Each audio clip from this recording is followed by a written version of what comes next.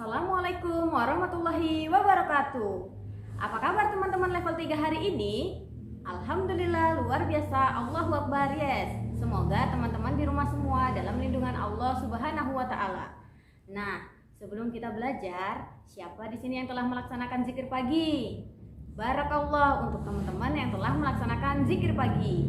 Nah, sebelum kita memulai pembelajaran hari ini, marilah kita bersama-sama membaca doa belajar.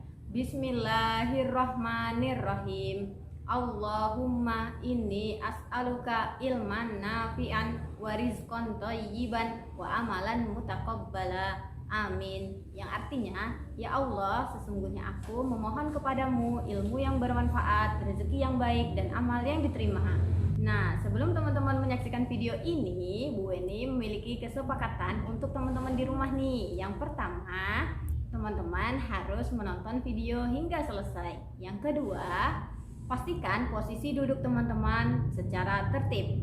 Yang ketiga, jika teman-teman ingin meninggalkan tempat, sebaiknya video dijeda terlebih dahulu. Dan yang keempat, setelah teman-teman menyaksikan video dari Bu Weni, silahkan teman-teman langsung mengerjakan penugasan yang diberikan oleh Bu Weni. Jika pada pertemuan sebelumnya teman-teman telah mempelajari istirahat siang, hari ini teman-teman akan mempelajari tentang apa ya? Sebelum Bu Weni menyampaikan materi pembelajaran hari ini, Bu Weni akan memberikan informasi terkait teknologi sesuai tema bulan ini. Selamat menyaksikan teman-teman.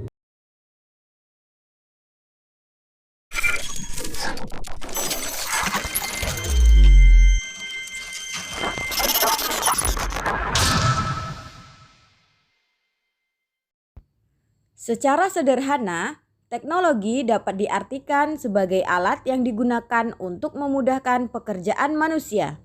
Bu Weni beri contoh ketika kita hendak menyampaikan informasi kepada orang lain yang berjauhan jaraknya. Kalau dulu kita harus mengirimkan surat dan menyerahkannya ke kantor pos, namun kini lebih mudah. Kita bisa menggunakan handphone untuk mengirimkan pesan pada orang lain. Memang tujuan dari teknologi adalah memudahkan pekerjaan manusia. Namun jangan sampai membuat kita lalai ya teman-teman, seperti ilustrasi berikut. Selepas sholat Isya, Fulan lebih memilih menonton tayangan TV di ruang keluarga. Menjelang pukul 9, ayah dan bunda mengingatkan Fulan untuk segera tidur. Namun berkali-kali Fulan menjawabnya, "Sebentar lagi ayah bunda." Hingga tidak terasa jarum jam menunjukkan pukul 11. Padahal besok Fulan harus mengikuti kegiatan PTM terbatas. Karena Fulan tidur larut malam, akhirnya Fulan pun lalai melaksanakan sholat subuh. Memang sholat subuh itu paling berat dilakukan sesuai hadis berikut. Sesungguhnya, sholat yang paling berat dilaksanakan oleh orang-orang munafik adalah sholat Isya dan subuh.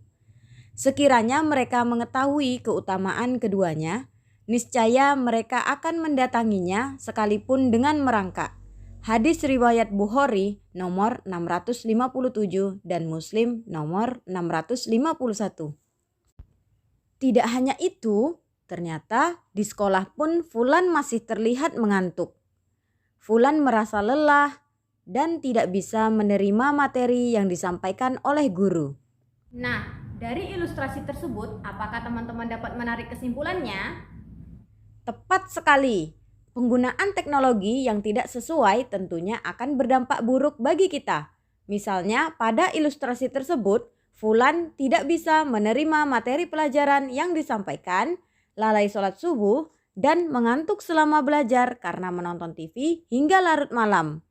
Nah, pada pertemuan kali ini Bu Weni akan membahas tentang istirahat malam. Setelah melakukan aktivitas dari pagi sampai malam hari, tentu tubuh kita memerlukan istirahat. Dan istirahat yang terbaik adalah tidur malam. Tidur malam sebaiknya dilakukan dari mulai pukul 8 malam atau pukul 9 malam. Mengapa demikian? Karena jika kamu tidur mulai pukul 9 dan bangun jam 5 pagi, maka jumlah jam tidurmu adalah 8 jam. Jika kamu tidur selama 8 jam, artinya kamu sudah memenuhi kebutuhan waktu tidurmu sesuai aturan kesehatan. Dan ada beberapa manfaat jika kita melakukan istirahat tidur malam dengan cukup. Yang pertama, mengurangi resiko terjangkitnya beberapa macam penyakit.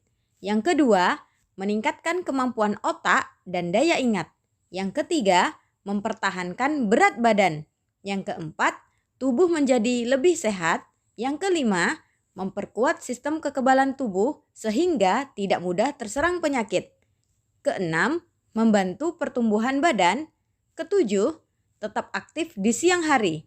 Kedelapan, mempertajam ingatan. Yang kesembilan, membuat suasana hati menjadi tenang dan gembira. Sedangkan akibat dari kurangnya waktu istirahat, yang pertama, tubuh akan terasa lemas. Yang kedua, tubuh akan merasa tidak bersemangat. Yang ketiga, mudah lelah. Yang keempat, terhambat pertumbuhan badan. Yang kelima, kulit menjadi keriput. Itu tadi manfaat dan akibat dari istirahat malam. Ternyata tidur juga ada adabnya teman-teman. Yang pertama, menutup pintu dan mematikan api serta lampu sebelum tidur. Yang kedua, berwudu sebelum tidur. Yang ketiga, membersihkan tempat tidur sebelum merebahkan badan di atasnya. Yang keempat, tidur menghadap ke sebelah kanan dan meletakkan pipi di atas tangan kanan. Amalan menjelang tidur. Jika tidak ada keperluan mendesak pada malam hari, tidur lebih awal dan tidak bergadang agar bisa bangun pada sepertiga malam terakhir. Sebelum tidur, teman-teman dapat memenuhi adab-adabnya seperti yang pertama, berwudu. Yang kedua, membaca doa sebelum tidur. Bismikallahumma amutu wa ahya. Artinya, dengan namamu ya Allah, aku mati dan aku hidup. Hadis riwayat Bukhari nomor 6324. Tujuan membaca doa sebelum tidur ialah agar berada dalam lindungan Allah dan dapat tidur nyenyak. Yang ketiga, membaca ayat kursi 1 kali. Yang keempat, membaca Al-Ikhlas, Al-Falaq, dan An-Nas. Yang kelima, lalu mengusap ke badan yang bisa dijangkau diulang 3 kali. Jadi, penuhilah waktu istirahat malam teman-teman dengan cukup agar kesehatanmu selalu terjaga. Begitu teman-teman manfaat dari istirahat malam. Semoga teman-teman dapat melakukan kegiatan istirahat dan memanfaatkan waktu istirahat malam dengan baik. Setelah teman-teman menyimak video ini, Bu Eni akan memberikan penugasan kepada teman-teman. Untuk penugasan hari ini, silakan teman-teman membuka link Google Form yang telah Bu Eni sediakan. Jangan lupa membaca bismillah ya teman-teman. Karena dengan membaca bismillah, maka Allah memudahkan segala urusan teman-teman.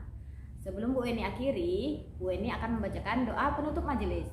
Subhanakallahumma wa bihamdika asyhadu alla ilaha illa anta astaghfiruka wa atubu ilaik. Jazakumullah khair teman-teman. Assalamualaikum warahmatullahi wabarakatuh.